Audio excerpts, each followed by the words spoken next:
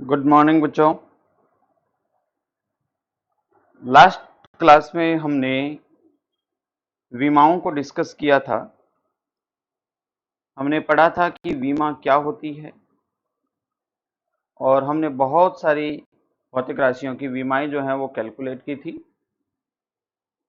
अब हम आज की क्लास में पढ़ेंगे कि बीमाओं के बीमे विधि के बीमाओं के क्या क्या उपयोग होते हैं, कहाँ कहाँ इनको हम जो है वो यूज करते हैं। इससे रिलेटेड जो कॉन्सेप्ट है वो आज की क्लास में हम पढ़ेंगे। तो आज का जो अपना टॉपिक है वो है बीमाओं का उपयोग।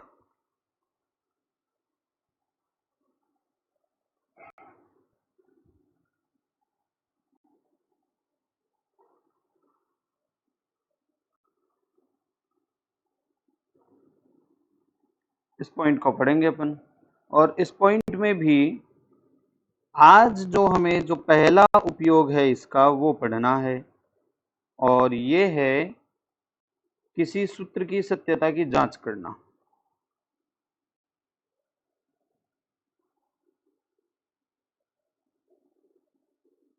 सूत्र की सत्यता की जांच करना। देखिए, इसमें आपको क्या दिया जाएगा। इसमें आपको एक क्वेश्चन दिया जाएगा, उस क्वेश्चन में एक सूत्र होगा, उस सूत्र में काम आने वाले जितने भी संकेत हैं, एम क्या है, ए क्या है, बी क्या है, टी क्या है, वगैरह वगैरह सब बताया जाएगा। और आपसे ये पूछा जाएगा कि आपको बीमाओं से बीमे विधि से चेक करना है कि क्या ये सूत्र सही है। तो ध्यान से सुनिए, पहले अपन एक क्वेश्चन उठा लेते हैं और देखते हैं कि इसको कैसे सोल्व करते हैं। ध्यान से समझना, बीमीय विधि का यानी बीमाओं का ये पहला उपयोग है कि हम किसी भी सूत्र का जो है वो सत्यता की जांच कर सकते हैं कि ये सूत्र सही है या गलत है। तो इसके लिए हम जो है वो एक क्वेश्चन उठाते हैं। क्वेश्चन है अपने पास,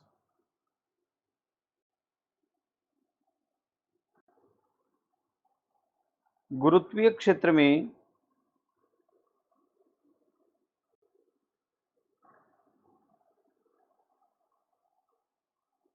किसी पिंड की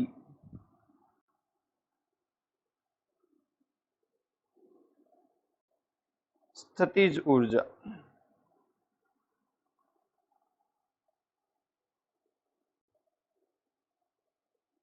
का मान, पोटेंशियल एनर्जी यानी स्थितिज ऊर्जा का मान होता है mgh होता है। यहाँ आपको कहा गया है कि m जो है वो उस पिंड का, जिस पिंड की ऊर्जा निकाली गई है, उस पिंड का द्रव्यमान है। g जो है गुरुत्वीय त्वरण है,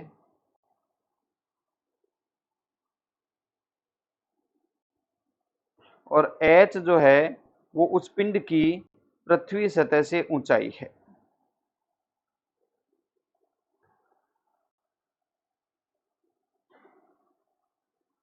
हमें इस सूत्र की सत्यता की जांच करनी है।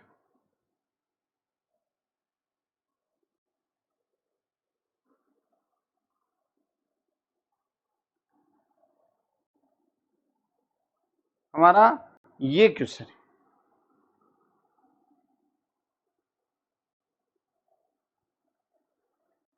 देखिए भाई, क्वेश्चन दोबारा सुनिए क्या है। गुरुत्वीय क्षेत्र में, मतलब गुरुत्वाकर्षण के क्षेत्र में किसी पिंड का जो स्थितिज ऊर्जा, जो उसकी पोटेंशियल एनर्जी, उसका सूत्र हमें दिया हुआ है mgh। साथ में ये भी बताया हुआ है कि यहाँ पे m क्या है, g क्या है, h क्या है। हमें ये चेक करना है कि ये सूत्र सही है या गलत है। तो ध्यान से देखिए, इस सूत्र को चेक करने के लिए हमारे पास जो बेसिक चीज है वो ये है कि हमें विमीय विधि से इस सूत्र को चेक करने के लिए इसके बाएं पक्ष की और दाएं पक्ष की दोनों की अलग अलग विमाएं निकालनी।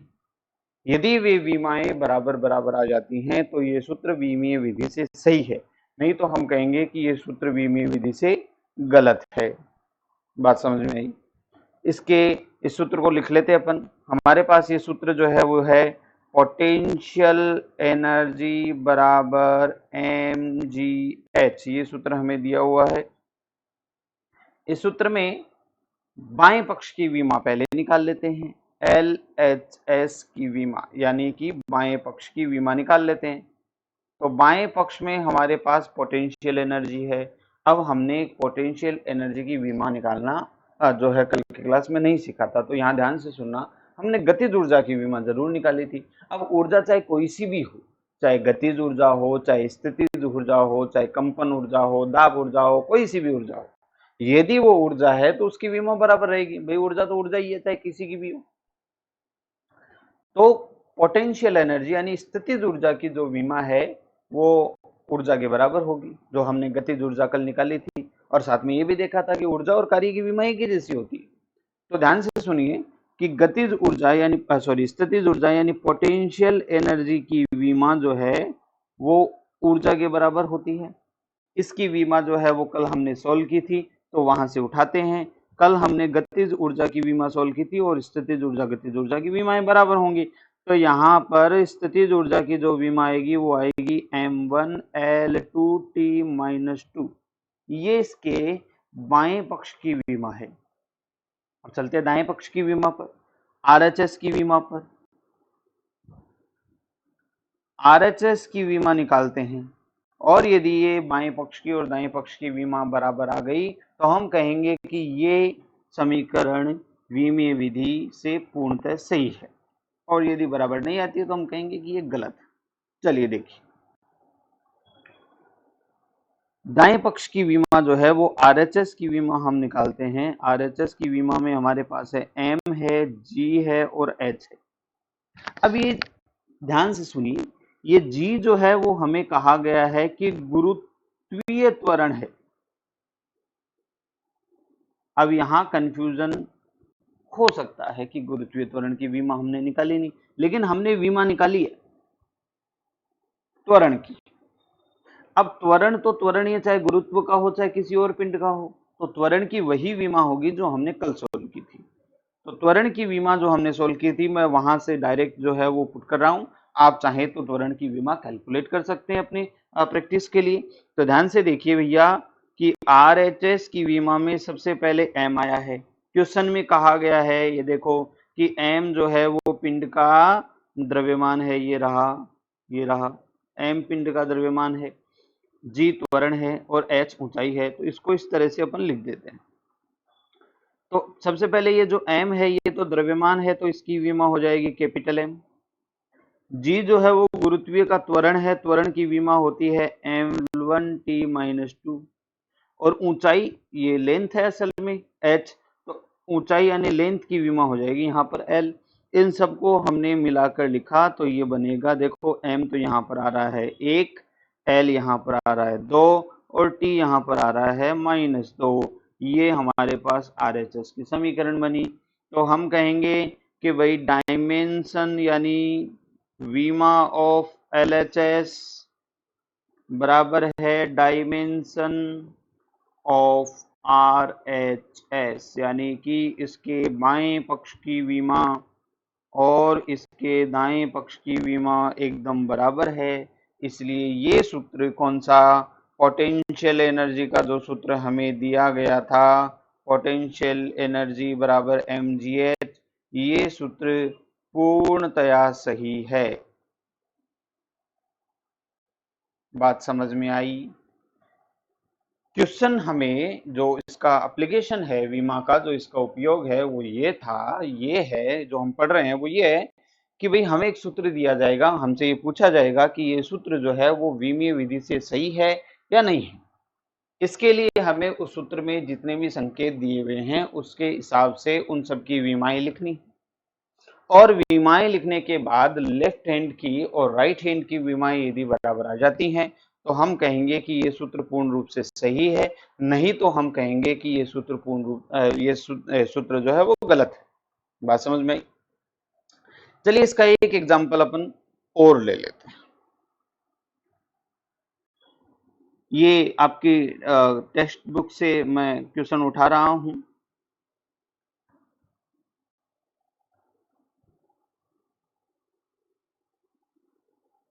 दो सिरों के मध्य, दो आधारों के मध्य तनी हुई रस्सी के कंपनों की आवृत्ति F बराबर 1/2L under root capital M G upon small m है। यहाँ mg डोरी में तनाव है, m जो है वो डोरी की एकांक लंबाई का द्रव्यमान है।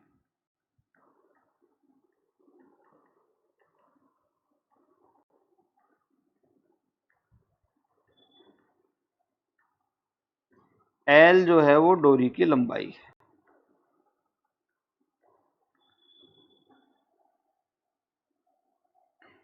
सूत्र की सत्यता की हमें जांच करनी है।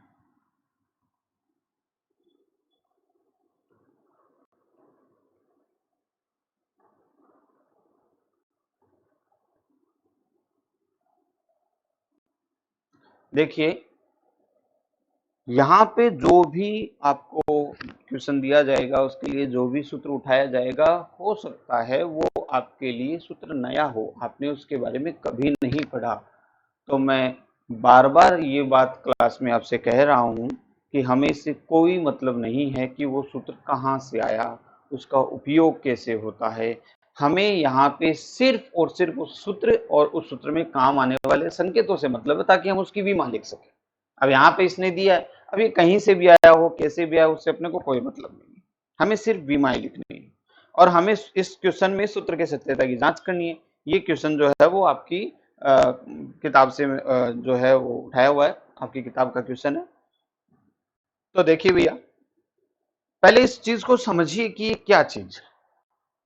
मान लीजिए कि यहां पर एक आधार है और यहां पर एक दूसरा आधार है, इनके बीच में हम एक रस्सी बांध देते हैं और इस रस्सी से हम एक बड़ा सा वजन लटका देते हैं। जैसे ही रस्सी से ये वजन लटका देते हैं, नीचे की तरफ खिंचाव हो जाएगा इसमें और रस्सी जो है वो तन जाएगी।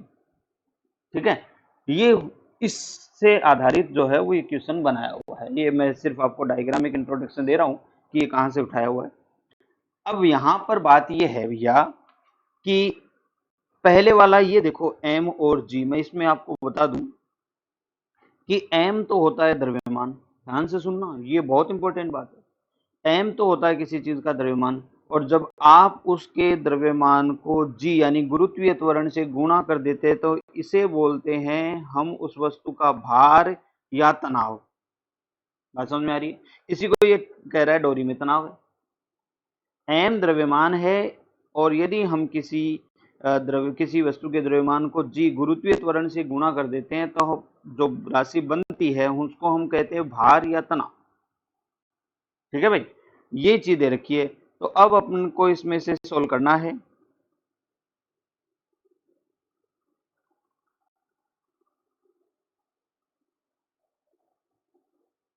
चलिए देखो, हम पहले निकालते हैं LHS की विमा।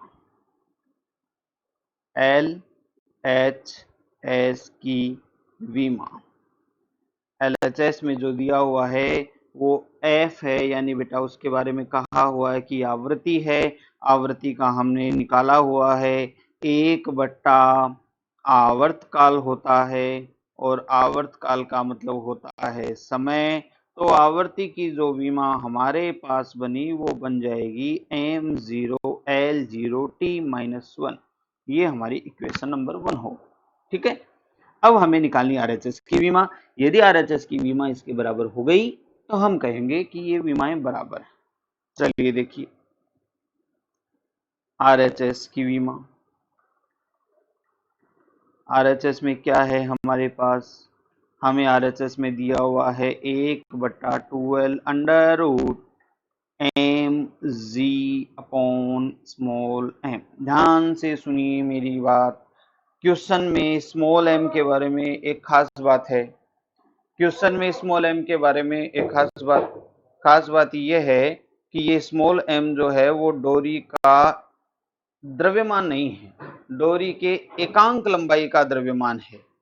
डोरी के एकांक लंबाई का द्रव्यमान का मतलब ये हुआ कि मान लीजिए कि डोरी की लंबाई l है और उस पूरे का द्रव्यमान m है, तो एकांक लंबाई का जो द्रव्यमान हुआ वो हुआ m बट्टा l, यानी एकांक लंबाई का द्रव्यमान जो हमें दे रखा है वो असल में द्रव्यमान बट्टा लंबाई है, ना कि खाली द्रव्यमान। बात समझ में आई? दोबारा सुनिए मैंने क्या कहा।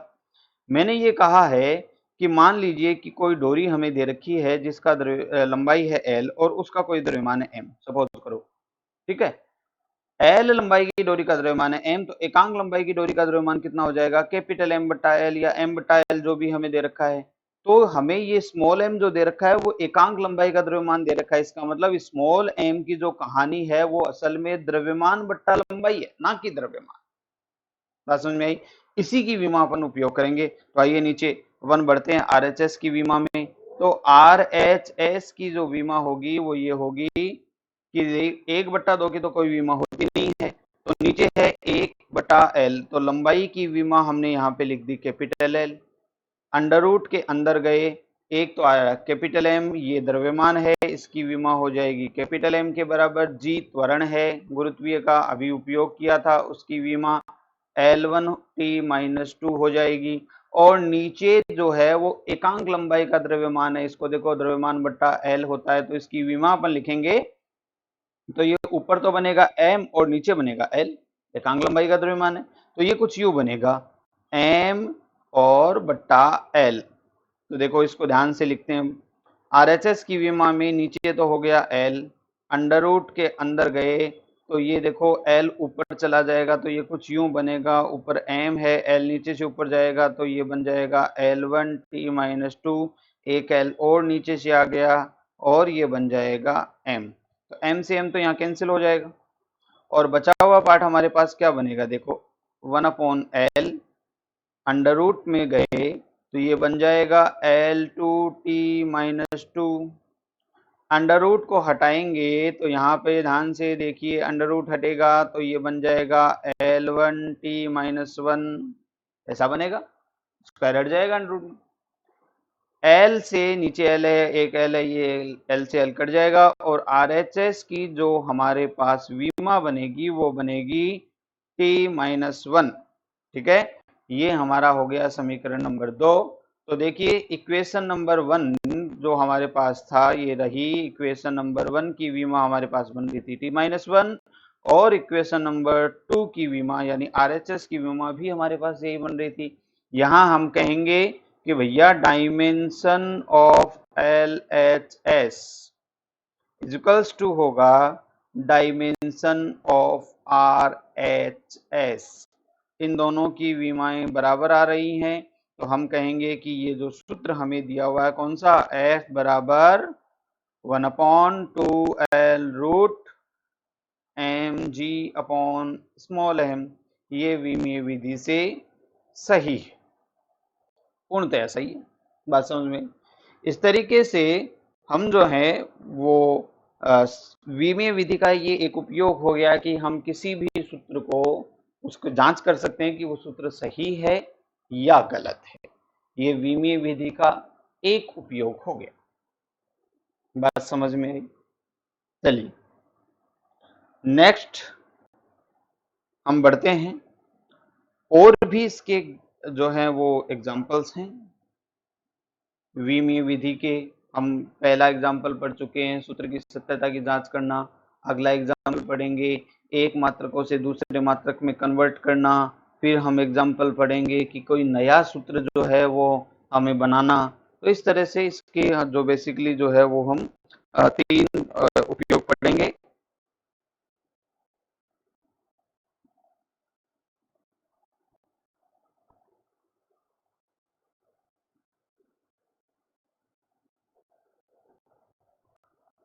चलिए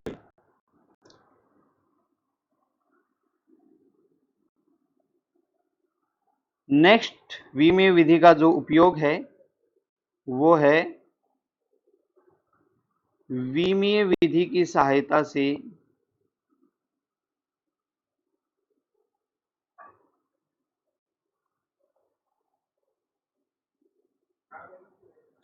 से सूत्र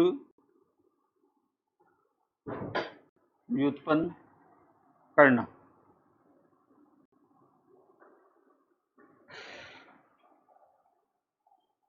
चलिए भाई, इसके लिए अपन एक एग्जांपल उठा लेते हैं। देखो, काइनेटिक एनर्जी से रिलेटेड इसमें एक एग्जांपल उठाते हैं अपन। तो हमें ये कहा गया है कि किसी वस्तु की गतिज ऊर्जा उस वस्तु के द्रव्यमान m तथा वस्तु के वेग v पर निर्भर करती है। सूत्र व्युत्पन्न कीजिए। देखो, वैसे तो अपन काइनेटिक एनर्जी का फॉर्मूला जानते हैं, लेकिन यहाँ पर हमने एक सबसे बेसिक एग्जांपल उठाया कि विमीय विधि द्वारा जो है वो कोई नया सूत्र हम कैसे बना सकते हैं। इस क्वेश्चन में हमें काइनेटिक एनर्जी यानी गतिज ऊर्जा का सूत्र बनाना है, और हमें ये दिया हुआ है कि उस वस्तु की गतिज ऊर्जा दो चीजों पर निर्भर करती है, एक तो उसके द्रव्यमान m पर और एक उसके वेग v पर। इन दो चीजों पर निर्भर करती है। तो हम इसको कुछ यूं सॉल्व करेंगे कि भाई काइनेटिक एनर्जी जो है वो समानुपाती होगी किसके, द्रव्यमान की a घात के और वेलोसिटी की v घात के। अब देखिए, हमारे पास ये एक इक्वेशन बनी। दोबारा देखिए, क्वेश्चन में जितनी भी चीजें हमें दी जा रही है, पहले तो वो चीज लिखिए जिसका सूत्र हमें बनाना है। काइनेटिक एनर्जी का सूत्र बनाना है, तो हमने काइनेटिक एनर्जी लिख लिया। ये समानुपात होगी उन सभी राशियों के जिन पर ये निर्भर करती है। तो हमारे यहाँ दो चीज दे रखी है, एक तो वस्तु का द्रव्यमान m, तो हम ये कहेंगे कि वस्तु की द्रव्यमान के a घात के समानुपाती है और उसके वेग के b घात के समानुपाती है।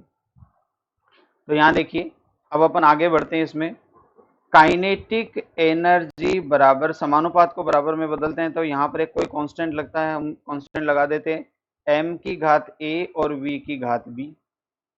आगे देखिए, अब विमाएं लिखते जाएंगे। लेफ्ट हैंड साइड में जो है वो काइनेटिक एनर्जी है, काइनेटिक एनर्जी की विमा हमने सोल्व कर रखी है, वो है होती है m1L2T-2। और आगे हो गया कांस्टेंट m जो है वो द्रव्यमान है, तो इसको हम लिख लेते हैं m की पावर a, और वेग को हम लिख लेते हैं, वेग की विमा हमने सोल्व कर रखी है L1T-2, सॉरी m1T-1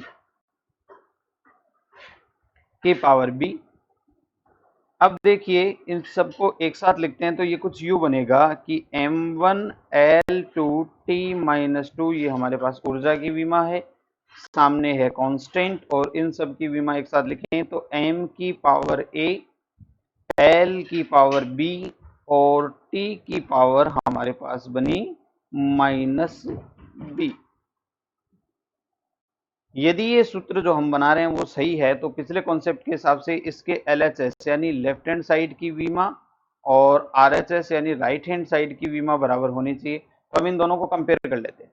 दोनों को कंपेयर किया तो हमें दिखा कि भाई देखो, इस साइड m की पावर 1 है और इस साइड m की पावर a है, तो यहाँ से हमें मिलेगा कि a की वैल्यू जो है वो 1 आई। इसके बाद देखिए, यहाँ l की पावर b है और यहाँ l की पावर जो है वो 2 है, तो b की वैल्यू जो है वो हमें 2 मिली। और इसी तरीके से तीसरे से भी अपन निकाल सकते हैं, यहाँ -2 है और यहाँ जो है वो -b है, यानी -b की वैल्यू अपने को बन रही है -2, यानी कि वही b की वैल्यू जो अपने को मिल रही है 2 मिल रही है। इन सारी वैल्यूज को हम उस क्वेश्चन में पुट करेंगे जो हमने बनाया था, उस इक्वेशन में पुट करेंगे जो हमने बनाया था। तो इक्वेशन हमारी के पास क्या थी, हमारे पास इक्वेशन थी काइनेटिक एनर्जी इक्वल्स टू, कोई कांस्टेंट है, m की पावर a है, v की पावर b है। तो काइनेटिक एनर्जी की वैल्यू हम सोल्व कर लेते हैं। कांस्टेंट है m की पावर a यानी 1 और v की पावर b या b की, इसकी वैल्यू अपने 2 निकाल रखी है। तो ये हो गया काइनेटिक एनर्जी का फॉर्मूला। अब ये जो कांस्टेंट है, इसकी वैल्यू जो है वो वीमी विधि से नहीं निकल सकती। इसकी वैल्यू जो है वो प्रैक्टिकल मेजरमेंट से निकल सकती है।